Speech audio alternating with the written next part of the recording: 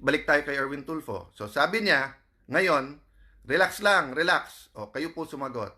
Relax daw, dadating tayo dyan. So ibig sabihin, hintayin natin timing nila sa flood control. At marami na naman daw nakakasuhan. Okay. Remember, I'm the only one, at least I remember, at that level Senator Pataas, na nagsabi, siguro sa laki ng problema na to, sa magnitude ng corruption na to, at sa dami ng kasali dito, baka maganda yung buong generation natin ng politiko mag-resign at isang eleksyon bawal tayong tumakbo lahat. Tahimik si former Senate President Drilon, tahimik. Former Senate President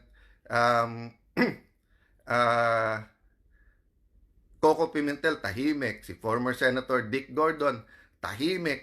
Lahat sila tahimik. Yung wag muna tayong tumakbo. O nung naging Senate President ako, talking head sila bigla. Pare-pareho ang tahol. Kung ano sabihin ng Malacanang, pag sinabi ng Malacanang tahol, tahol naman ng tahol, di ba? So, makikita nyo, ganito din po pagdating sa flood control. Sabi po ni Senator Erwin, ano na ba ebidensya? Sino na bang witnesses? Sobra naman ikaw, Senator.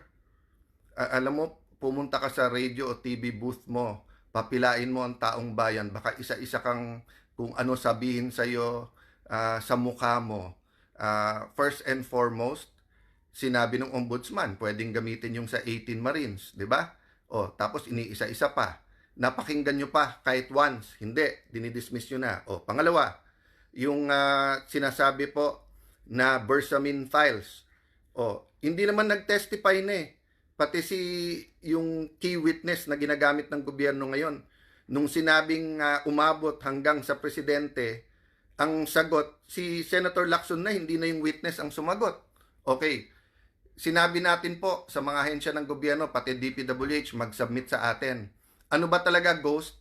Ano po ang mali lang ang pagkagawa? Alin ang substandard? Hanggang ngayon, sinabit ba sa atin? O yung ICI ba, yung NBI, yung DPWH, lahat sila nag-imbestiga, sinabit ba sa atin? Mag-iisang taon na. So pagkakakampi, may pagkakataon na ayusin muna para hindi magmukhang ghost. Ganun ba? O yun ang lumalabas sa internet, sa lahat ng discussion. Kung yan ay 1, 2, 3 buwan, pinagtatanggol ko pa kayong lahat eh. Ang problema hindi na eh. Mag-iisang taon na. Inventory lang. Maglabas lang kayo. Ano ang budget ng 2023, 24, 25? Saan napunta yan? Nagawa ba? Hindi. So, pagdating po sa witnesses, marami po. Siguro kung 4-5 hearing lang po, nakapila na yan. At even kung gamitin natin witnesses yung DOJ at saka yung NBI, DBM, may lalabas dyan. Ang problema, tatamaan si Senator Erwin.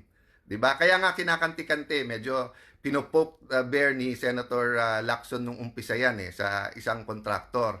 And then, syempre, sa party list nila,